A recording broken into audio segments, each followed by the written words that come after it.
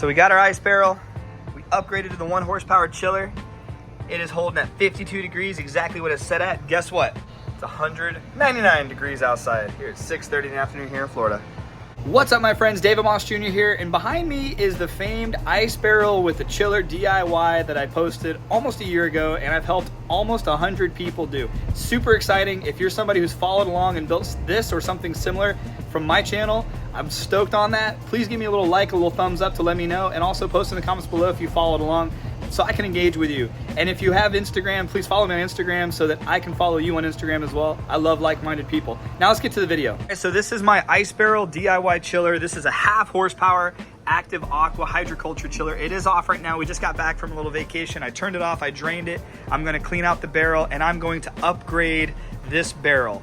Now, by upgrading the barrel, I don't mean upgrading the barrel. I love the ice barrel. It's one of my favorite ways to get cold. I'm gonna upgrade the chiller. So this is the 1/2 horsepower. I know people who have gotten the 1/4 horsepower chiller and report back that it's working just fine. I live here in Florida. It's been super hot, and my barrel, where I have it right now, it has been getting baked by the sun, and it has struggled to keep the temperature true with the 1/2 horsepower. I could only imagine with a 1/4 horsepower. There is a full 1 horsepower chiller that is available by Active Aqua. I'm a fan of this. This thing has been outside in the elements, in hurricanes, in tropical storms. It literally just rained. Thing gets beat up all day long. I keep it running 24/7. I've never had an issue with this chiller. This chiller has been a champion for me. But with a 1 horsepower chiller, I've been hearing reports from people who have gone to the 1 horsepower chiller and have said that it has been a machine. It has kept the temperature right on pace. There's been no issues with it. So I went ahead and ordered myself one. I'll post a link down below where I got mine from Amazon. I get most of the stuff from Amazon because it's just simple. I'll post those links if you want to also upgrade, or if you want to just go ahead and get it. So let's get into the upgrade and let's see if it's really worth it.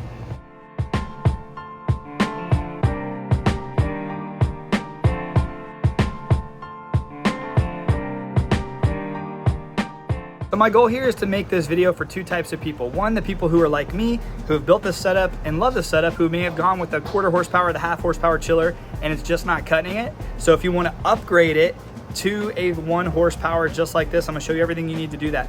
I'm also gonna make this video for the other person who is new to this and they haven't figured it out yet. They don't know what they want. So I'm gonna make this video as if you're starting from scratch. So just follow along. Here we go. All right, so for the people who are brand new to this, if you're doing it this way, the chiller does not pump water. It just chills the water for you. So the chiller is its own thing. It basically just consider this a mini refrigerator that freezes the water and makes it really cold. However, you need the water to get to the chiller, and the only way to do that is you're gonna need a pump. I choose the submersible pump. I know a lot of people don't like the submersible pump for this reason or that reason. I've had no issues with it. I really like it, had a lot of luck with it, so I stick with it. There's a lot of options out there. If you want to use the options that I'm going with, I'll put the links down below. You're also going to need a 1-inch tube for the 1 horsepower chiller. Now, on previous videos, I've used 1/2 inch and 3/4 inch. I'm upgrading to the 1 inch. However, I'm only gonna use a little bit of this. I'm gonna use just enough to get it from the chiller to the pipe that I already have, which in this case is 3/4 pipe. So if you have 3/4 inch pipe just like me, we need to connect these two. How we're gonna connect them is we're gonna get this piece right here. This is a little adapter. Once again, I'll put the link in the description below. They call this a reducer. Basically a 3/4 inch to 1 inch reducer, AKA an adapter. So you're gonna need a few of these, and then you're also gonna need 1 inch rated clamps so that we can hold the hoses together. So if you're gonna upgrade it, you don't need to get another pump. You just need to get the chiller, the tube, and these 2 things right here, which I'll put the links in the description, and I'll show you how to connect it to your previous pipes, your previous pump, your previous sifter. So if you have all this stuff already, don't worry about it. All you need is a few small things, and I'll specify here in a little bit. And if this is your first time building it, if you do get this pump, it does come with the 1-inch hose adapter that goes in the top there, and you only need one. So you won't need the little reducers that we have. You can literally just get 1-inch tubing and run 1-inch tubing the whole way, which may actually be better because it's gonna be a lot more water flowing. And that might be another video. That might be the next video. I'm gonna experiment with this using my current piping setup and my current setup, so I don't have to use another pump, so I don't have to cut bigger holes in the barrel. But this will come with what you need. So all you need is 1-inch pipe, this pump, and the chiller, and you're ready to roll. All right, so now we've got the barrel clean, we've got all the components cleaned. and disassembled. We're gonna remove the 1/2 horsepower, or if you have the 1/4 horsepower or whatever, we're gonna remove this out and we're gonna put the 1 horsepower chiller here. All right, so before I move the 1/2 horsepower, this is the 1/2 horsepower, this is the 1 horsepower. You can see just a complete beast. Kind of dwarfs it, right? It's not too much bigger, so it's not gonna take up that much more space, but it definitely is bigger. And the only option you have is the 1 inch. They don't even have smaller options. So you're definitely gonna need 1 inch tubing if you go with the 1 horsepower, no matter what you do. Just to recap, and if you have no idea what's going on and you wanna see the original video that walks you through exactly step by step how to make this whole thing in the first place, this is your submersible pump. You hook this up, and once again, I'm gonna continue using my 3/4 inch tubing for this video and hope it works. It's been working for a few people so far, so I'm gonna continue using it so I don't have to change everything out, right? So submersible pump, you're gonna connect it to your 3/4 inch pipe with a clamp. That pipe is going to connect to, if you did this, a little sifter, and this isn't even necessary. So I realize this isn't necessary. The pump itself has a little bit of a filter built in, just gonna keep some of the debris out. I just put this on because I wanted to make sure that nothing made its way into the chiller, because I don't want my chiller to get damaged. After you get through the sifter here, then goes to another pipe. And this is where we're going to use that adapter and connect the 3/4 inch pipe to the 1 inch pipe to the chiller. So now what we're gonna do is I'm gonna shorten the small hose. I wanna try to make as much of the 1 inch hose as I can, just to kind of keep that flow up. So I shortened the hose inside where the sifter is, and I'm gonna shorten this hose here too. I'll give you close-ups here in a second once I'm done. You helping me, bud? Yeah. We got our pump in there. I was able to make it to where the pipe is really straight. Got the sifter on there. Always make sure your arrow is flowing towards the chiller from the pump. Got my power cord going through the same hole here, so you can kind of see where everything's going. And now we're going to use an adapter to connect this to a 1 inch tube to go into the chiller. So let's break open our 1 inch tube. I'm just gonna cut, I don't know, 10 inches of this tubing. It's where it really pays to have a good pair of scissors. I don't. I'm using some weird scissors. Getting there, almost there. I need 2 of those, so I'm gonna go ahead and cut the second one. I got my 2 1 inch tubes cut at about 1 foot, 10 inches. It doesn't really matter, it's not that important, right? So now I'm gonna take these and I'm gonna take my adapter, take 2 of these adapters, right? So I need to get my clamp, but I'm gonna put 1 of them here. So one thing to note is these adapters have a little gap in the middle. I'm sitting here like forcing this thing. I'm like, what the heck? I can't get it on. Yeah, once it reaches there, there's gonna be a little tiny space in between the 3/4 inch and the 1 inch. See that little gap where my finger's at? With each of these little tube adapters, you're gonna wanna put 1 clamp on just to keep it snug so it doesn't come off. You know, if you're not moving around a ton, like if you're not moving the chiller around a ton, it should be fine, but you know, it's just always better to just have it on there just to keep the water in. And then you're gonna wanna put a second clamp, and this is gonna be to clamp it to your actual chiller. So let's go ahead and do that. If you're following me here, this is what each pipe should look like. You should have your adapter that's gonna go into your already hooked up hose, which in this case is 3/4 inch. Then you're gonna have your clamp already tightened down on your 1 inch. And then this one's gonna be loose. This is what we're going to connect, and it doesn't matter how. You're just gonna connect each of these pipes to the chiller. So the finished product should look like this. You should have your tip going into your 1 inch tube. I know this is seeming redundant, but I get a lot of questions about this stuff, and I really wanna make sure you guys see this and see what it should look like. You should have 2 of these, both identical, because we're gonna connect both of these to 3/4 inch tubing that's already in our chiller. So now let's go ahead and connect. Make sure you look and identify the in, because the first thing we're connecting here is gonna be the in. This is the tube that's coming from the pump that we have inside the chiller. So we're gonna go ahead and use another one of these clamps, put it around the pipe.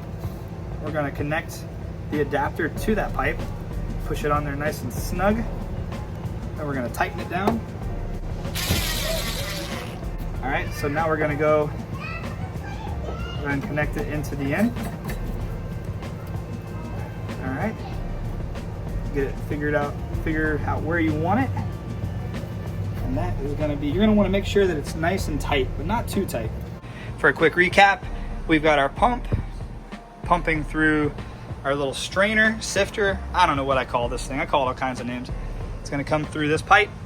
We're gonna connect it to the adapter into the 1-inch tubing that's going in to the chiller, to the new 1 horsepower chiller. All these connections are nice and snug. I'm gonna make sure this is nice and snug. I might have to just double check that before we actually pump it up, fill it up with water. But now the easy one is we're gonna connect our out. This is the water, it's gonna go through the chiller, come out of this, and go back into these already pre-drilled holes that I put in there, that we've put in there from our previous barrel, and then gonna put us some nice cold water into the barrel. So the hose going back into the barrel is very basic. It's just a simple hose, but we've created this little adapter so we can use the 1 horsepower chiller, and that's all it's gonna look like. All we're gonna do now is take this tip, put it back into the barrel hole that we have pre-drilled, or we're drilling into this one. And now we're gonna just connect this to the out. Now it may not look as cool, or maybe you think it looks cooler, but this is what we should look like, the finished product. So we've got our pump, pulls the water in, goes to the chiller, and then this is our tube that comes out of the chiller with fresh cold water. To recap, the original tubing is 3/4 inch. You can use any size tubing you want, just obviously make the correct adjustments. You're gonna make sure that the tips you use for your strainer, the tips you use for your pump, the clamps you use, and everything you use for your chiller are all the right size. But for this video, we're only gonna be using this 1 horsepower chiller. So if you have no intentions of using this 1 horsepower chiller, this video is not for you. But if you do, this video is exactly for you. And then over here, all you really need is 2 of those adapters that I'll have the links in the description. You are gonna need 1, 2, 3, 4, 5, 6, 7, 8, 9 clamps. So you might as well order like a 10-pack. So let's go ahead and fill it up with water. As far as maintenance goes and how I like to fill this, I know it seems weird. I use these Glacier Fresh RV water filters. They're carbon filtered, so it helps the water that you're putting in the barrel in the very first place be as fresh and as filtered as possible. So I also get a lot of questions about the hydrogen peroxide I use. This is what I use. It's essential oxygen, food grade hydrogen peroxide. I don't put a lot of thought into it. It's 3% food grade. I put about a cup. I put about, I don't know, 1/4 of this entire bottle in when I first fill this up. Just helps keep the water, I don't know, maybe it's just peace of mind. It just makes me believe that the water is somewhat clean. I know they do this in a lot of other countries like Costa Rica. They use hydrogen peroxide in their pools instead of chlorine. So minimal chemicals, better for the skin. You're gonna be sitting in this barrel getting really cold. Why not, right? So this is what I use. I'll put the links to everything I use in the description below to make it super simple for anybody out there who wants to try to make this exact same setup. I also want to take this time to say thank you to Ice Barrel. Ice Barrel and I have became like really good friends. I love the owner of Ice Barrel. I love the whole team of Ice Barrel. I love their mission. I love what they make. I love this product, and that's why you'll see me talk about it a lot. I review a lot of cold plunge, ice bath products, but I'm currently also doing a lot of reviews on different sauna products as well. If you're into that stuff, maybe consider subscribing to my channel and check out everything else that I have. Click that notifications bell so you can be up to date whenever the new stuff's about to drop. But I do want to say thank you to Ice Barrel. I also have a discount code that you can use that'll also be in the description below. Feel free to use that and get yourself a barrel and build yourself a beautiful setup like this. All right, good news. So once the water is above the top of the pump, you can turn it on. Now, I will tell you a couple quick tips. If you do decide to use this to fill your water up using a hose, make sure you don't turn it on in your barrel, because the first thing that shoots out will be black water from the carbon. So make sure you shoot that out into your grass or whatever, right? Same thing goes for your first time ever turning on your pump. Make sure that your exit hose is not in the barrel. We're gonna pull this out and we're gonna aim it just out here, because if there is any junk or anything, you don't want it circulating in your barrel. So we're gonna just aim this hose out here and we're gonna fire it up.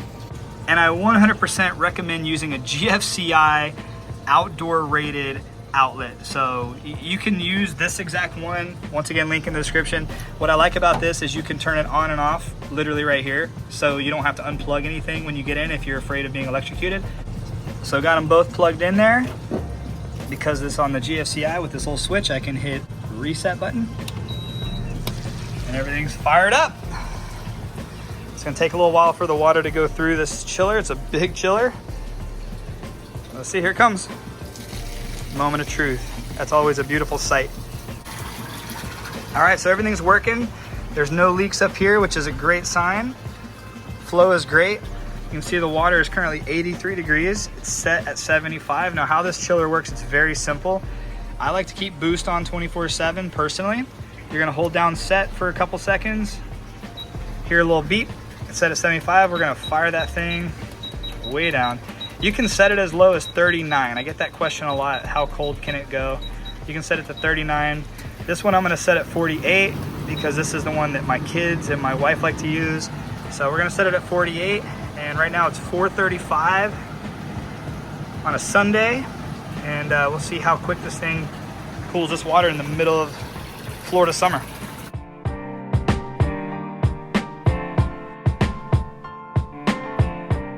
Now, while the water is filling up and I'm waiting for the water to chill down, I do want to take a quick moment to recognize xEndurance, Extreme Endurance. So this is a great product if you're looking for performance recovery and you're looking for endurance enhancement. I've been taking this for almost 2 weeks now. That's another video that'll be coming out soon.